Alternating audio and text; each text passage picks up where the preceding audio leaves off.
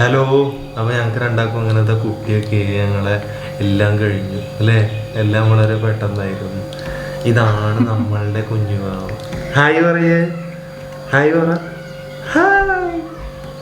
അതെ, 8 മാസം കൊണ്ട് ഞങ്ങൾക്കൊരു കുഞ്ഞായി. സത്യം പറഞ്ഞാൽ ഇയാളെ പേര് ഹൻസിക. അപ്പുറത്തെ വീട്ടിലെ കുട്ടിയാണ്. ഫുൾ ടൈം ഇവിടെ തന്നെയാണ്. സത്യം പറഞ്ഞാൽ അവിടെ കളിക്കാനാവില്ലാത്തതുകൊണ്ട് ഞങ്ങളുടെ കൂടെ തന്നെയാണ്. അപ്പൊ ഞങ്ങളുടെ കൂടെ കൂടി ഇപ്പൊ മലയാളമൊക്കെ പഠിച്ചു അല്ലേ.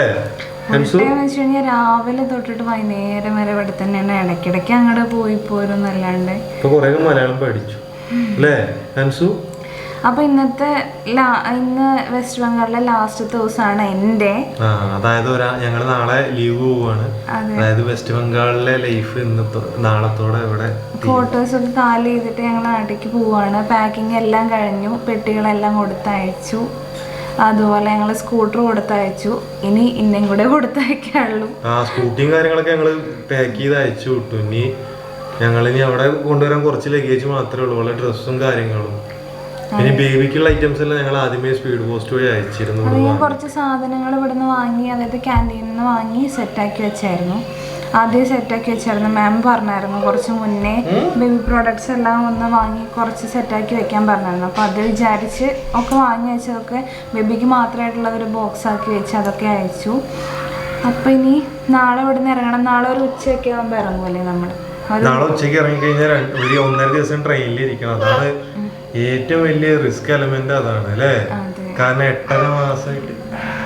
8.5 മാസമായിട്ട് ട്രെയിനിൽ പോകുന്ന പറയുമ്പോൾ എല്ലാരും ഞങ്ങളോട് പറഞ്ഞത് ആദ്യമേ അതാണ്. ഈ 8.5 മാസമൊക്കെ ട്രെയിനിൽ പോകുന്നത് ഭയങ്കര റിസ്ക് ആണെന്ന് പറഞ്ഞു. മാം വരെ പറഞ്ഞു എന്താ അവനവന്റെ, അതായത് പോകരുതെന്നാ പറഞ്ഞ. അതായത് മാർച്ച് ലാസ്റ്റ് വീക്കൊക്കെ ആണെങ്കിൽ പൊക്കോ, അതുപോലെ ഏപ്രിൽ ഫസ്റ്റ് വീക്കൊക്കെ ആണെങ്കിൽ പോവാൻ തന്നെ ഉള്ളു. പക്ഷെ ഇത് സെക്കൻഡ് വീക്കൊക്കെ ആകുമ്പോൾ അവനവൻ്റെ റിസ്ക് എടുത്തിട്ട് പൊക്കോളും ഉണ്ടോ അങ്ങനെയൊക്കെ പറഞ്ഞു. മാം പോവണ്ടെന്ന് തന്നെ പറഞ്ഞത്.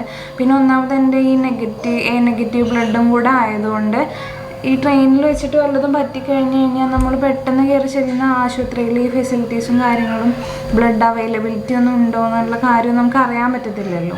അതുപോലെ തന്നെ വേറൊരു കാര്യമുണ്ട്. ഞങ്ങൾ ആ വീഡിയോ ഇട്ടപ്പോൾ തന്നെ എല്ലാവരും ചോദിച്ചു എന്തായി നിങ്ങളുടെ കാര്യങ്ങളെന്നൊക്കെ. സത്യം പറഞ്ഞാൽ ഞങ്ങൾ 2-3 ആഴ്ചയായിട്ട് ഞങ്ങൾ ഭയങ്കര ടെൻഷനിലായിരുന്നു. കാരണം ഞങ്ങൾ ഇതേപോലെ ഒരു വട്ടം ഇവൾക്ക് വയറിന് ചെറിയൊരു വേദന വന്നിട്ട് ഞങ്ങൾ ഡോക്ടറെ കാണിക്കാൻ പോയി. ഒന്നും ഉണ്ടായിരിക്കേ എന്താ വാങ്ങിക്കൊടുക്കുക. എന്നിട്ട് 2 ആഴ്ചയായിട്ട് ഞങ്ങൾ ഡോക്ടറെ കാണിക്കാൻ വേണ്ടി പോയപ്പോൾ ഡോക്ടർ പറഞ്ഞു ഷുഗറിന് ടെസ്റ്റ് ചെയ്യണം എന്നാണ്. ഷുഗർ ടെസ്റ്റ് ചെയ്തപ്പോൾ 150 സംതിങ് വന്നു. ഫസ്റ്റ് നമ്മൾ പോയപ്പോൾ ഡോക്ടർ 150 ഡോക്ടർ കുറെ അടുത്ത് ചൂടായി. എന്താണ് ഇത്ര കെയർലെസ് ആയത്, ഞാൻ അന്നേ പറഞ്ഞതല്ലേന്ന്. സത്യം പറഞ്ഞു വെച്ചാല് ചായയൊക്കെ ഇവള് മാക്സിമം ഒഴിവാക്കിയിരുന്നു. ഭാഷ എന്ന് വെച്ച് കഴിഞ്ഞാല് ഇടയ്ക്ക് 2 പാർട്ടി വന്നപ്പോൾ കേക്കൊക്കെ കഴിക്കല് തുടങ്ങി ചെറുതായിട്ട്. പിന്നെ ഷുഗർ ഒന്ന് കുറഞ്ഞിരിക്കായിരുന്നു കേട്ടോ, ഒക്കെ സെറ്റ്. അപ്പൊ ഞാൻ വലിയ ഡയലോഗ് കടിക്കും കേട്ടോ. എന്റെ അടുത്ത് ഷുഗർ ഒക്കെ നോർമലാണ്, എന്റെ ഒക്കെ നോർമൽ, എന്നെ ഒന്നും നോക്കാനില്ല, ഞാൻ കഴിക്കും എന്നൊക്കെ പറഞ്ഞിട്ട് ഞാൻ ഒരു മെന്റാലിറ്റിയിൽ നടന്നായിരുന്നു. അഹങ്കാരം കൊണ്ട് ഒന്ന് ഒക്കെ സെറ്റായി പോയതായിരുന്നു. ഞാൻ നടക്കാൻ പോകും രാവിലെയും വൈകുന്നേരവും, അങ്ങനെയൊക്കെ സെറ്റായി കൊണ്ടിരുന്നായിരുന്നു. അങ്ങനെ ഷുഗർ വീണ്ടും കൂടി. മാമിന്റെ വായിലിരിക്കുന്നത് മൊത്തം കണ്ട ഇവിടെ പറഞ്ഞു വിടേണ്ട സമയമായി. കണ്ടോ. എന്നിട്ട് ഇതേപോലെ തന്നെ ഞങ്ങള് ഷുഗർ പിന്നെയും കൂടി മാമിന്റെ വായിലിരിക്കുന്നത് മൊത്തം കേട്ട് ചീത്ത പറഞ്ഞ് ഓടിച്ചു കിടന്ന്. എന്നിട്ട് രണ്ടാമത് ഡോക്ടർ എന്ത് ചെയ്തെന്ന് വെച്ചാല് രാവിലെ മുതൽ വൈകുന്നേരം വരെ ടെസ്റ്റ് ചെയ്ത് തന്നു. ഭക്ഷണം കഴിക്കുന്നതിന് മുമ്പേ കഴിച്ചതിന് ശേഷം, ഉച്ചയ്ക്ക് ഇതേപോലെ കഴിച്ചതിന് മുമ്പേ കഴിച്ചതിന് ശേഷം, രാത്രി ആ ടെസ്റ്റിന്റെ റിസൾട്ട് വന്നപ്പോ ഫസ്റ്റ് എല്ലാം നോർമൽ ആയിരുന്നു. പക്ഷെ ഏറ്റവും രാത്രി കഴിച്ചത് മാത്രം ഇത്തിരി കൂടുതലായിരുന്നു. അന്നാണെങ്കിൽ ഞങ്ങള് ചപ്പാത്തിയും പനീറിന്റെ ഡോക്ടർ എന്നിട്ട് പറയുകയും ചെയ്തു, എനിക്കൊരു ഡയറ്റ് പ്ലാൻ തന്നിട്ടില്ലേ, നീ രാത്രി എത്ര ചപ്പാത്തി കഴിച്ചു വെച്ചു. ഒരാളെ 4. അപ്പൊ ഡോക്ടർക്ക് 4 ചപ്പാത്തി. എനിക്ക് ഇവിടെ 4 ചപ്പാത്തി ഒന്നും കഴിച്ച ഒന്നും ആവില്ല. 6 ചപ്പാത്തി കഴിച്ചാൽ തന്നെ രാത്രി അവിടെ പോയിട്ട് എന്തായാലും അവിടെ കഴിക്കാൻ മിച്ചറും കാര്യങ്ങളും എല്ലാം പെറുക്കിയെടുത്ത്. അതെ, ഞാൻ രാത്രി ഫുൾ അടുക്കളയിലായിരിക്കും.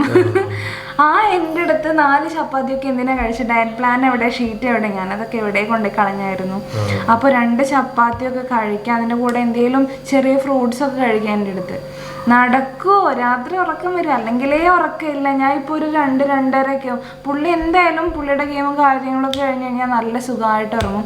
ഞാൻ പാവം, ഞാൻ 2-2:30 വരെ. പിന്നെ എൻ്റെ ഒരു ഫ്രണ്ട് ഉണ്ട് മായ എന്ന് പറഞ്ഞിട്ട്, അവളും ഒക്കെ ഇപ്പോൾ 9 മാസമൊക്കെ ആയി. ഞങ്ങൾക്ക് രണ്ടുപേർക്കും ഉറക്കമില്ല സത്യം പറഞ്ഞു കഴിഞ്ഞാൽ. അപ്പോൾ രണ്ടുപേരും ഒരു 2 മണി വരെയൊക്കെ അങ്ങനെ ചാറ്റ് ചെയ്തുകൊണ്ടിരിക്കും. ഞങ്ങൾ രണ്ടുപേരുടെ എക്സ്പീരിയൻസും അങ്ങോട്ടും ഇങ്ങോട്ടും പറഞ്ഞിട്ട്. അപ്പോൾ ഇതൊക്കെ പരിപാടി. അപ്പോൾ ഇതിനിടയിൽ വിശപ്പും കൂടി ഉണ്ടെങ്കിൽ പറയേ വേണ്ട. പിന്നെ ഒന്നാമത് ഞങ്ങൾ ഈ 34 വീക്കിലാണ്, കറക്റ്റ് എനിക്ക് 34 വീക്കായി. ഈ 34 വീക്കിൽ ട്രെയിൻ ജേണി അത്ര റിസ്ക് ആയതുകൊണ്ട് ഞാനിപ്പോൾ ഈ വൈകുന്നേരവും രാവിലെയും നടത്തം കുറച്ചു. അതുപോലെ ഈ കുങ്കുമപ്പൂ ആ സാധനമൊക്കെ കഴിക്കലൊക്കെ നിർത്തി, പാല് കുടിക്കൽ നിർത്തി. അപ്പോൾ അതായത് ഇനി നാട്ടിലെത്തിയിട്ട് മതിയെന്ന് വിചാരിച്ചിട്ടാണ്, വെറുതെ ഒരു റിസ്ക് എടുക്കേണ്ട. നടന്നാലൊക്കെ ഇനി ഇന്ത്യയിലും ആയാലെന്നൊക്കെ വിചാരിച്ച് പേടിച്ചിട്ട് ഇനി നാട്ടിലെത്തിയിട്ട് നടക്കാം, ഫുൾ എക്സസൈസ് ഒക്കെ തുടങ്ങാമെന്നുള്ള അത് വിചാരിച്ചിട്ടാണ്. അത് നടക്കാത്തത് കൊണ്ടാണ് തോന്നുന്നു ഷുഗർ നല്ല കൂടിയത്. അപ്പോൾ ഇതൊക്കെയാണ് അവസ്ഥ, ഒരു സുഖവും ഇല്ല. പിന്നെ ഭയങ്കര സങ്കടമാണ് നാളെ പോകുന്ന ആരെ ആലോചിച്ചിട്ട്. എനിക്ക് സന്തോഷം ഇനി പണ്ടാരകാലം സഹിക്കണ്ടല്ലോ എന്ന് എഴുതിയിട്ട്. ആ ഏട്ടൻ അങ്ങനെയൊക്കെ പറയാം. 2022 കുടിയേറിയതാണ് ഞാനിങ്ങോട്ട്. പിന്നെ അതിൻ്റെ ഇടയിൽ അങ്ങോട്ടും ഇങ്ങോട്ടും അമ്മയ്ക്ക് വയ്യാണ്ടായി ഒരു 6 മാസത്തോളം നാട്ടിലായിരുന്നു. അതൊക്കെ ഒഴിച്ചാൽ ബാക്കി ഫുള്ള് ഇവിടെ തന്നെ ആയിരുന്നു. ഭയങ്കര സങ്കടമാണ് പോവാൻ. നിന്റെ കൂടെ ഞാനില്ലേ കഴിഞ്ഞ വീഡിയോയിൽ പറയുന്നത്.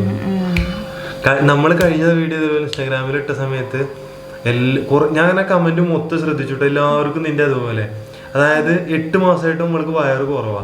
അപ്പൊ എല്ലാവരും ഒന്ന് ചോദിക്കും 8 മാസമായോ, കണ്ടാ പറയില്ലല്ലോ. ഞാൻ ചെക്കപ്പിനൊക്കെ പോകുമ്പോ ഹോസ്പിറ്റലിലുള്ള ദീദിമാരൊക്കെ ചോദിക്കും എത്ര മാസം, 3 മാസമാണോ അതോ 2 മാസമാണോ അതോ മറ്റേ ടെസ്റ്റ് ചെയ്യാൻ വന്നേക്കാണോ പറയുന്നു. അത് 8 മാസം 7 മാസം 6 മാസമായാലും ചിലർ ഇത്രയും വയറ് വെച്ചാൽ പറയും നോക്ക് വയറ് കണ്ടു പോകാന്ന് പറഞ്ഞിട്ട് അല്ലേ.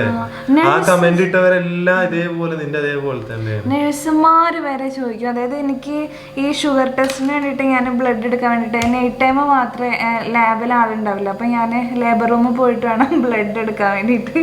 അപ്പോൾ അവിടെയുള്ള നഴ്സുമാർ വരെ ചോദിക്കും 8 മാസമായോ, കറക്റ്റ് ഡേറ്റ് പറഞ്ഞാ എനിക്ക് വയ്യ ഇവരും കൊണ്ടൊക്കെ. പക്ഷേ സ്കാനിങ് റിപ്പോർട്ടിലൊക്കെ ബേബിക്ക് നോർമൽ വെയിറ്റ് ആണ്, എല്ലാം സെറ്റാണ്. ബേബിയുടെ കാര്യം പറയുമ്പോൾ ബേബി അനങ്ങണം. ഈ വയറ് ഇത്ര ഇല്ലാത്തതുകൊണ്ട് എനിക്ക് വേറെ ബുദ്ധിമുട്ടുണ്ട്. ഈ ടീഷർട്ട് ഇപ്പൊ എന്റെ എല്ലാ ടീഷർട്ടും വന്നിടുന്നത് ഒരു ടീഷർട്ടിൽ ആ റീല് കണ്ടാ അറിയാം ഇൻസ്റ്റാഗ്രാമിൽ ഉള്ള റീല് മൊത്തം എന്റെ അതും ഇങ്ങനെയല്ല. ഓരോ റീൽ എടുക്കുക, ഞങ്ങൾ ഒരു ദിവസം 3 റീലൊക്കെ ചിലപ്പോൾ എടുക്കും സമയം കിട്ടുമ്പോൾ. അങ്ങനെ എടുക്കുക, അല്ലെങ്കിൽ സമയം കിട്ടുക.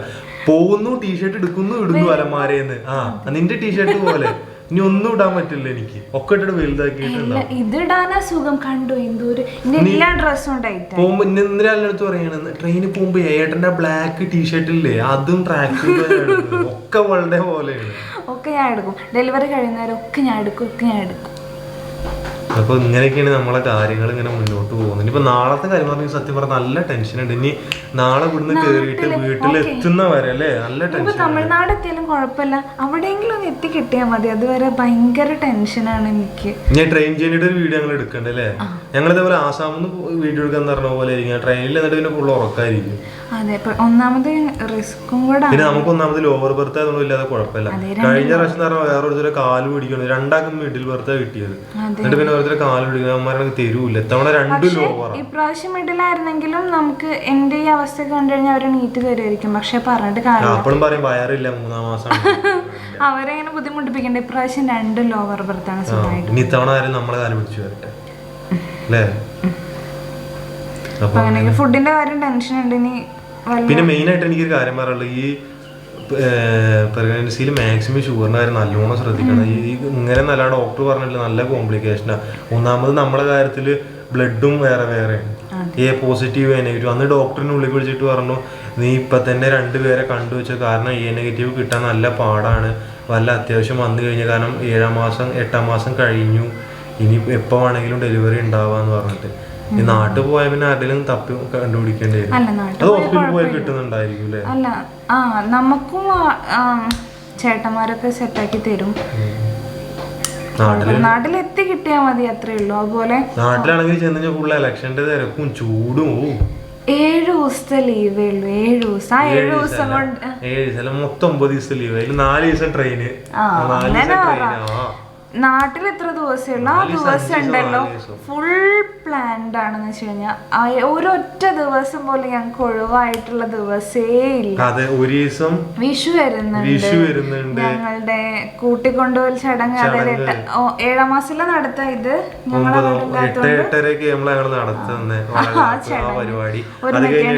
ഷൂട്ട് വരുന്നുണ്ട്. ഈ 3 ദിവസത്തിൽ അങ്ങനെ പോയി. ഒരു ദിവസം ഫുള്ള് റെസ്റ്റാ. അതെ, അതായത് ട്രെയിൻ ജേണി കഴിഞ്ഞിട്ട് ഫുള്ള് റെസ്റ്റ് വേണ്ട.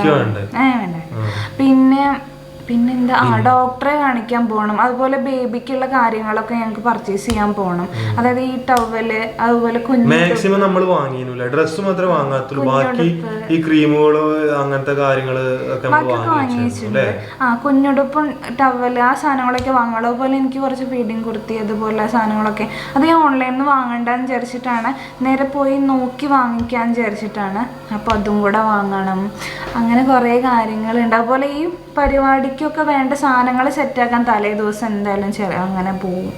അങ്ങനെ പറയുകയാണെങ്കിൽ മൊത്തത്തില് ഫുള്ളാണ്. പക്ഷെ ഇതൊക്കെ കഴിഞ്ഞ ചേട്ടൻ പോകുന്ന കാര്യത്തിലേക്ക് എനിക്ക് വയ്യ. ഞാൻ വീട്ടിന് 10 ദിവസം കഴിഞ്ഞാൽ തിരിച്ചു വരല്ലോ കേട്ടാ. എനിക്ക് സത്യം പറഞ്ഞു കഴിഞ്ഞാല് ഇവിടുന്ന് അടുത്ത സ്ഥലത്തേക്ക് മാറ്റം കിട്ടിയത് അങ്ങോട്ട് പോകാനുള്ള സമയം. അതുകൊണ്ടാണ് ഈ ലീവിന്റെ ക്ലാഷ് വരുന്നത്. കാരണം ഡെലിവറി സമയത്ത് വീണ്ടും ലീവ് എടുത്ത് വരണം. ഇപ്പം ലീവ് എടുത്തു കഴിഞ്ഞാൽ കുട്ടിയുടെ 28 കിട്ടില്ല, ഡെലിവറി മാത്രമേ കിട്ടുള്ളൂ. അപ്പോൾ ഞാൻ ഡെലിവറി വന്നിട്ട് കുട്ടിയുടെ 28 കിട്ടണം, അങ്ങനത്തെ ഒരു പ്ലാനിങ്ങിലാണ് ഞാൻ മുന്നോട്ട് പോകുന്നത്. അങ്ങനെയൊക്കെ എന്തിനൊക്കെ പ്ലാൻ ചെയ്ത് പോകണം. ഈ പ്രവാസികളുടെയും ആർമിക്കാരുടെയും അതുപോലെ പുറത്തുള്ളവരുടെ ഒക്കെ അവസ്ഥ ഇതാണ്. അല്ലാതെ ഇപ്പം എന്തെങ്കിലും ലീവ്, ഞാൻ ഈ വർഷം ലീവേ പോയിട്ടില്ല, എല്ലാം അങ്ങനെ കൂട്ടി വെച്ചിരിക്കുകയാണ് ഈ ഇതായതുകൊണ്ട്. അതാണുള്ള പ്രശ്നം. ലീവ് എടുക്കുന്നതിലും കുറെ റെസ്ട്രിക്ഷൻസ്, ഇത്ര എടുക്കാൻ പറ്റുള്ളൂ, ഇത്ര ഇങ്ങനെ എടുക്കണം, ഇങ്ങനെ എടുക്കാൻ വിടൂല. എനിക്കാണെങ്കിൽ പേടിയാണ്. എനിക്ക് എന്റെ ഭർത്താവിന്റെ കൂടെ വേണം ഡെലിവറി ടൈമിൽ. നിന്റെ വീഡിയോ ചിരിയൊക്കെ മാറോടി ചെല്ലതിനുള്ളിലേക്ക് എനിക്ക് വേണം. എനിക്ക് ഒരു ആരുണ്ടെങ്കിലും നമുക്ക് ഏട്ടുണ്ടെന്ന് പറയുമ്പോ ഒരു നമുക്ക് മറ്റേ സാധനം എടുക്കാന്ന ലേബർ ഷൂട്ട് എടുക്കാൻ വിട്ടാ അതൊന്നും ഇല്ലെങ്കിലും ഏട്ടൻ ലേബർ റൂമിന് പുറത്തുണ്ടായാൽ മതി. ഞാൻ പുറത്തുണ്ടെങ്കിലും ആള് ഗെയിം കളിക്കും. എല്ലാ വീഡിയോയിലും ഭർത്താക്കന്മാര് ടെൻഷനൊക്കെ അടിച്ചിട്ട് ഇങ്ങനെ എങ്ങനെയൊക്കെ ഇരിക്കും, അങ്ങോട്ടും ഇങ്ങോട്ടും നടക്കുകയില്ല. ഇത് അങ്ങനെ ഉണ്ടല്ലോ. ഞാൻ ഗെയിം കളിച്ചോണ്ടിരിക്കുന്നുണ്ട്. ആൺകുട്ടിയാണ്, ശരിയാണ്. എന്തുകുട്ടിയാണ്? ആൺകുട്ടിയും പെൺകുട്ടിയും. ഇവള് അത് വേറെ കാര്യം ഇവിടെ പറയണ്ട, നമ്മൾ അടിയാവും. പിന്നെ പേര് പിന്നെ തപ്പി 2-3 പേര് നമ്മളിങ്ങനെ കിട്ടിയിരുന്നു. പക്ഷെ അത് ഇങ്ങനെ ഒന്നും ഫിക്സ് ആയിട്ടില്ല, സെറ്റ് ആയിട്ടില്ല. അതാണുള്ള പ്രശ്നം. എന്തൊരു ടെൻഷനല്ലേ. ഇവളെ ഒരു ഫ്രണ്ട് ഉണ്ടായിരുന്നു, ഇന്നലെ മെസ്സേജ് അയക്കണം, ഇന്ന് ഡെലിവറി കഴിഞ്ഞു, ഇന്നലെ പേര് തപ്പുന്നു. അതെ, അവള് പോണേന്റെ തലേ ദിവസം മൊത്തം പേര് അന്വേഷിച്ചുകൊണ്ട് നടക്കുക. ഇന്നാള് പ്രസവിച്ചൊക്കെ പെൺകുഞ്ഞാണ്, ഓപ്പറേഷൻ ആയിരുന്നു. എല്ലാരും പ്രാർത്ഥിക്കൊണ്ട് ഒന്നാമത് നോർമൽ ഡെലിവറി ആവാൻ വേണ്ടിട്ട് അല്ലേ? അല്ല, എന്തെങ്കിലും ആവട്ടെ. ബാക്കിൽ കർട്ടനൊക്കെ എല്ലാ കർട്ടനും എല്ലാം ഞങ്ങൾ പാക്ക് ചെയ്ത് ഫുള്ള് സാധനമായി. സത്യം പറഞ്ഞാൽ ഞങ്ങളൊക്കെ വേറെ നിൽക്കുന്നത്. കാരണം ഇപ്പോഴാണ് ഞങ്ങൾ ഒരു 1.5 മണിക്കൂറായിട്ടുള്ള ഞാൻ എല്ലാ സാധനങ്ങളും ഇപ്പൊ കയറ്റി വിട്ടിട്ട് സ്കൂട്ടി പോയി, നമ്മളെ 3-4 കാർട്ടൂൺ ബോക്സും എല്ലാം പോയി. ഇനി അത്യാവശ്യം കൊണ്ടുപോകാനുള്ള സാധനങ്ങളും 2-3 പാത്രങ്ങളും മാത്രമേ വെച്ചുള്ളൂ കുക്ക് ചെയ്യാനുള്ളത്. ബാക്കിയെല്ലാം ഞങ്ങൾ കയറ്റി അയച്ചു. പിന്നെ ഇനി കുറച്ച് സാധനങ്ങൾ എൻ്റെ ഇവിടെ വെച്ച് പോകാനുണ്ട്, അതുകൊണ്ട് പാക്ക് ചെയ്ത് ഇവിടെ വെച്ചിട്ട് പോയി കഴിഞ്ഞാൽ പരിപാടി കഴിഞ്ഞു. ഞങ്ങളൊരു ട്രോളിയും അതുപോലെ ഒരു ബാഗും പിന്നെ ക്യാമറ ബാഗ് കൈ പിടിക്കുക, അത് മാത്രമേ ഉള്ളൂ. ഇപ്രാവശ്യം ഞങ്ങളൊന്നും കൊണ്ടുവന്നില്ല നാട്ടിലേക്ക്, കൈ പിടിച്ചോണ്ട്, കാരണം റിസ്ക് അല്ലേ. അപ്പൊ ഇതൊക്കെയാണ് കാര്യം. ഇതൊക്കെയാണ് ഞങ്ങളുടെ സത്യം പറഞ്ഞാൽ ഇപ്പോഴത്തെ വിശേഷങ്ങൾ. എല്ലാവരും ഞാൻ സത്യം പറഞ്ഞാൽ സത്യം പറഞ്ഞാൽ എല്ലാവരും എഴുതുന്ന ഇവര് എല്ലാ വീഡിയോയിലും ഇവിടെ ഇരുന്നിട്ട് പറഞ്ഞു. സത്യം പറഞ്ഞാൽ നമുക്ക് ഒരു സ്ഥലമല്ല എടുക്കാൻ വേണ്ടിട്ട്. നമ്മുടെ വീടൊക്കെ ആണെങ്കിൽ നമുക്ക് പുറത്തു പോയി വീഡിയോ എടുക്കാം, അല്ലെങ്കിൽ സിറ്റ് ഔട്ടിൽ ഇരുന്ന് വീഡിയോ എടുക്കാം. ഇവിടെ വീഡിയോ എടുക്കാൻ പറ്റില്ല, ആരെങ്കിലും കണ്ടു കഴിഞ്ഞാൽ അത് പ്രശ്നം. പിന്നെ നമ്മൾ നമ്മൾ ക്യാമറ ഉപയോഗിക്കുന്നതന്നെ ഇവിടെ ആർക്കും അല്ല, നമ്മളാരും കാണാതെ വീടിനുള്ളിൽ വെച്ചിട്ട് വീഡിയോ എടുക്കുന്നത്. പുറത്ത് പോയിട്ട് ഞങ്ങളൊരു ഫോട്ടോ പോലും എടുക്കാൻ പേടിയാണ് സത്യം പറഞ്ഞാൽ. അതുകൊണ്ടാണ് ഇതിൻ്റെ ഉള്ളിൽ നിന്ന് ഇങ്ങനെയൊക്കെ. സത്യം പറഞ്ഞാൽ ഒരു ഇവിടെ വന്നതിന് ശേഷമാണ് ഇങ്ങനെ ഇതായത് അല്ലേ. കഴിഞ്ഞ സ്ഥലത്ത് ഗുജറാത്തിൽ നിൽക്കുമ്പോൾ ഞങ്ങൾ ഫ്രീ സ്റ്റൈലായിരുന്നു അല്ലേ. ഇവിടെ ഒരു കുഴപ്പമുണ്ടോ? ഇവിടെ വന്നതിന് ശേഷം ഒടുക്കത്തെ പ്രശ്നങ്ങളാണ്. ഞങ്ങൾ ഇതിന്റെ ഇടയിൽ കൊൽക്കത്തയിലൊക്കെ കറങ്ങാൻ പോകണം എന്നൊക്കെ വിചാരിച്ചായിരുന്നു. പക്ഷെ അതിന്റെ ഇടയിൽ അമ്മയ്ക്ക് വയ്യാണ്ടായി, ഞാൻ കുറച്ച് നാട്ടിൽ പോയി. പിന്നെ പ്രഗ്നന്റ് ആയതിനു ശേഷം പിന്നെ പോകാൻ പറ്റിയിട്ടില്ല. അപ്പൊ ഞങ്ങൾ ഒരിക്കൽ വരും. അപ്പൊ ഇതൊക്കെയാണ് ഞങ്ങളുടെ ഇപ്പോഴത്തെ വിശേഷങ്ങൾ. ഇനി നാളെ ഞങ്ങൾ ട്രെയിനിൽ പോകുന്ന കാര്യങ്ങളുമായിട്ടുള്ള ഒരു വീഡിയോ ആയിട്ട് വരുന്നുണ്ട് അല്ലേ. ചിലപ്പോൾ ഓൺ വോയിസ് ആയിരിക്കും. ഓൺ വോയിസ് നീ ഉറങ്ങി കഴിഞ്ഞാൽ ഓൺ വോയിസിന് ഇടണ്ടല്ലോ, അല്ലാതെ അത് കൂർക്കമ്പ ഇതിൽ കയറ്റാൻ പറ്റില്ലല്ലോ. അപ്പോൾ ഞങ്ങൾ നാളെ ട്രെയിനിൽ പോകുന്ന വീഡിയോ ആയിട്ട് വരുന്നുണ്ട്. അപ്പോൾ അതുവരെ എല്ലാവർക്കും ബൈ.